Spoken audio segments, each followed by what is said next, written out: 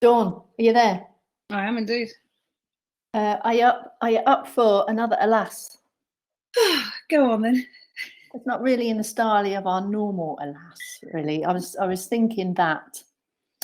What about a glossary of terms? Glossary of terms, and we normally are on these chats talking about evidence-based practice for falls prevention for older people, very specifically. Mm-hmm.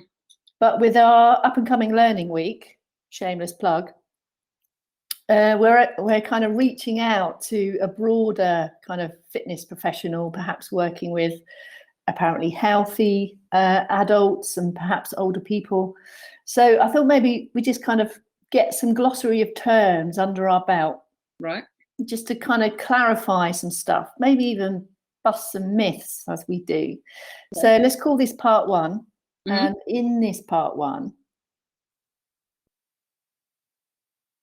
we'll cover the kind of some of the topics that some of the speakers in our Learning Week are going to be talking about. Is a sprinkling here just to get you in the zone. Anyone would think that you knew that I planned this call. We're going to talk about these. So what I thought, just to keep people interested, if we can, keep it fairly brief. I know you can talk about your stuff. So consider kind of some kind of mastermindy type feel, bit of a sense of urgency. Okay. So, and I'll go, right, this one, tell us about that. And then when I've heard enough, I'll move you on to the next one. And I might chip in as well. As okay, I do. sounds good. So, glossary terms part one. Call this the essentials for any exercise professional, fitness professional, personal trainer looking to work or perhaps already working with older people. Okay. Moving into perhaps an interest in falls prevention specifically. And because of that, let's start with evidence-based practice. Why is that important? What is that to begin with? Go on, give me your mastermind answer, please. Go. Evidence-based practice is using the current best evidence when you make a decision about the care of an individual person. Whether it be their care in their exercise, their care in their medications. So essentially, we're meant to use the best available current, valid and relevant evidence for whatever it is we want to do with that person, with that patient. So, for example, we know that there are evidence-based falls prevention programs, and therefore, because we know they exist, we should be using them rather than something that hasn't got an evidence base that might just be called a falls prevention program, but hasn't got published research behind it. Just as a follow-up question, does every professional apply evidence-based practice? I wish they did. I really wish they did. So let's take strength and balance, as we're going to talk about those in a minute anyway.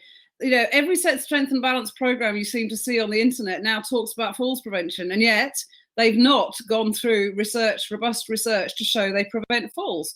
We can improve strength, we can improve balance without reducing falls. When if we've got a program that we know reduces falls, we should be using that, not just some other one off the shelf that sounds like it's going to be a good thing.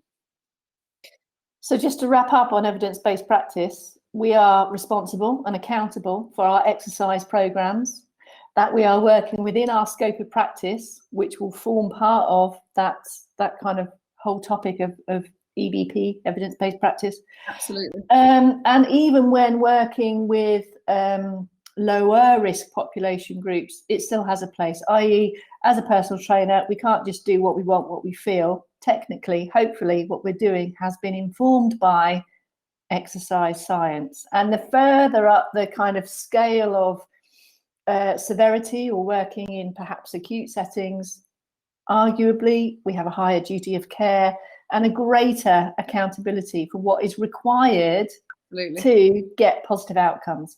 Absolutely. I said I was going to do it mastermindy style. I just made that one longer rather than short. Sorry. A lot now. Yeah, sorry. I'll cut it, edit that out. Right, ready? Yeah. Dawn Scouten, what is frailty?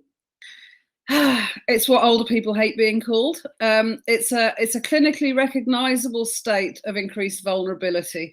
So it results from age-related decline in general reserve and function across multiple systems of the body, and basically it means that the person is unable to cope with the everyday or acute stresses that hit them. So whether that be the key symptom of frailty is a fall, because they're no longer able to integrate all that information from their balance, their vision, their proprioceptive feedback, etc. So frailty is the loss of reserve, meaning that something minor can tip you over to become dependent. Is it important to also just crowbar in there? It's not necessarily related just to aging, is it? No, you can be frail if you've had multiple medical conditions, you're very inactive, and therefore you're not maintaining your body's muscle strength, for example. Someone can become sarcopenic. Not sure if you've come across that word, another glossary term. Sarcopenia is when you've lost muscle strength beyond what you should have done for your age. And that could be to do with a medical condition, cachexia from cancer, for example, or it could be they're particularly couch potato sedentary, and therefore they've had a loss of muscle than they should have done for their age because they've got inactivity related loss of muscle. And so people who are frail generally are smaller, weaker. They generally will use a walking aid, and it doesn't really matter about age, although it's far more associated with age than it is with anything else. And in context of falls prevention, as we're going to come on to in a moment, and related to deconditioning and our current situation with the pandemic, frailty and falls are linked, aren't they? They're linked, and they're going to be massive when people start leaving their homes again. Because they'd have had now a year of lack of muscle use. And we all know that muscle strength isn't maintained by a little walk around the park or a little walk around your house. You need to do something that actually strengthens muscle. All tins of beans in a chair. Carry on. It might well be a place to start, but not stay for very long. You have to move beyond that, definitely. So we know there's going to be a pandemic next of rehabilitation need, where loads of people come out, think they're still able to do what they could do a year ago, trip over the first available curbstone, and they won't be able to cope. They won't have the reserves to cope. So frailty will become a much bigger topic, and it's really important as exercise instructors to determine if someone is frail, because they do require a different exercise prescription. Which knits perfectly back to what we were saying about evidence-based practice, because the evidence is there, the exercise science is there, isn't it, around? And it won't do anyone any good just to stick them in a chair and do some waving of flags about, because that will not make a difference to frailty. Oh, there's a new systematic review out today about chair-based exercise. There is indeed. Let's move on. Right, thank you. Number 3 then, here we go, strength, and I'll allow some kind of inclusion of power in that if you want. Oh, as really? It's you. Yeah, as it's you. Go on. So strength itself is the maximum force you can exert from a muscle or a group of muscles. And then you'll have a variety of things like strength training. But essentially, you need muscle strength in order to live your everyday life, to be able to lift up your kit and your equipment in your gym, to be able to get on the bus to get to the gym. So you need muscle strength in order to function independently. And in context of power, let me come back to power. Sorry, quick. Power now. Power, yeah. Power is the speed with which we can use that strength, essentially. So if you imagine you could slowly lift a big tin of baked beans, or you can throw a tin of baked beans. Throwing is a different thing entirely. That requires power. It's the speed with which you can use your strength, and is very, very important to maintain balance. So if you trip, you need powerful muscles to get the foot out quickly, to get the leg out quickly, to move the trunk muscles quickly. So it's not just strength, but power we also need. And again, there are different training mechanisms for those.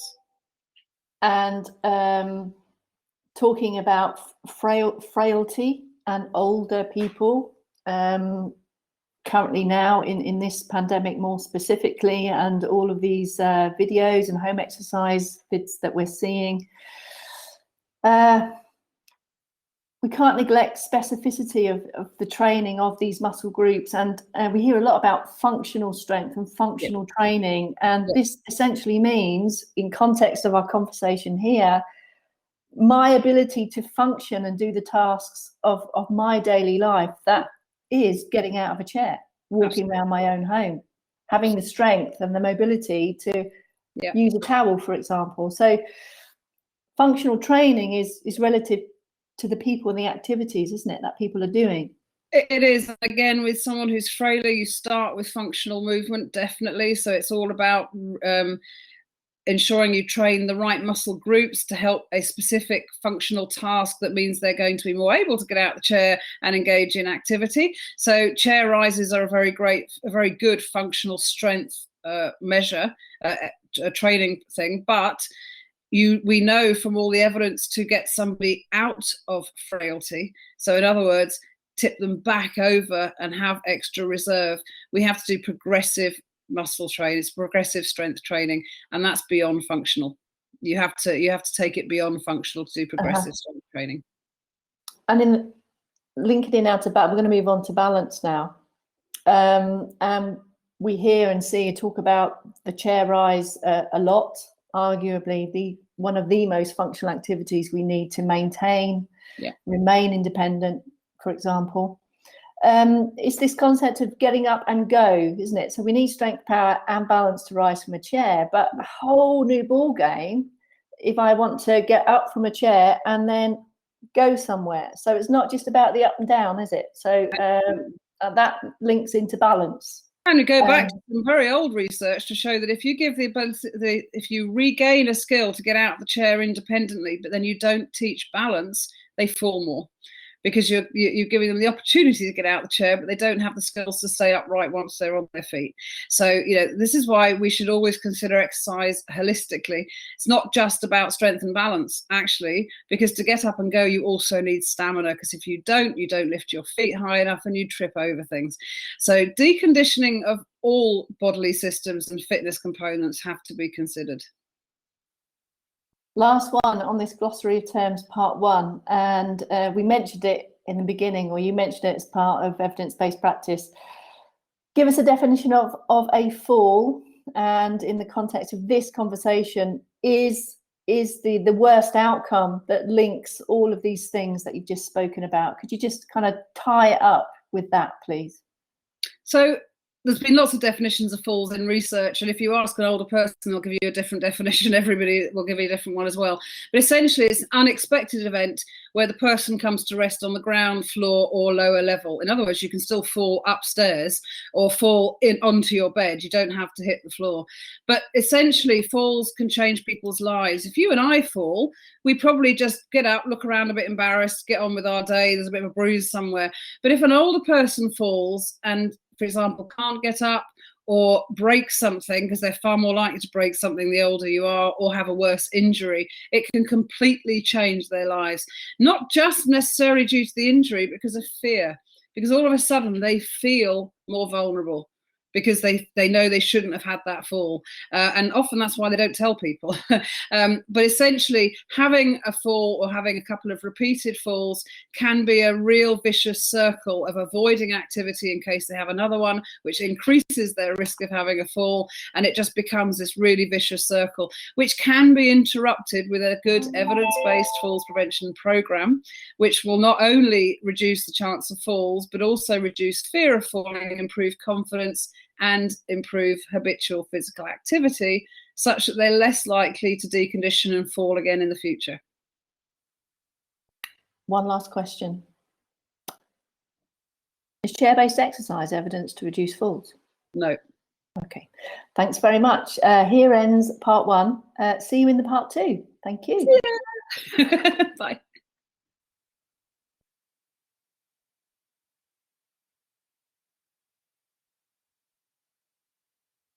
And just to finish off with, all of those terms that we just talked about will no doubt feature in multiple sessions across our learning week. So have a check out from the website and see if it's something that you might be interested in.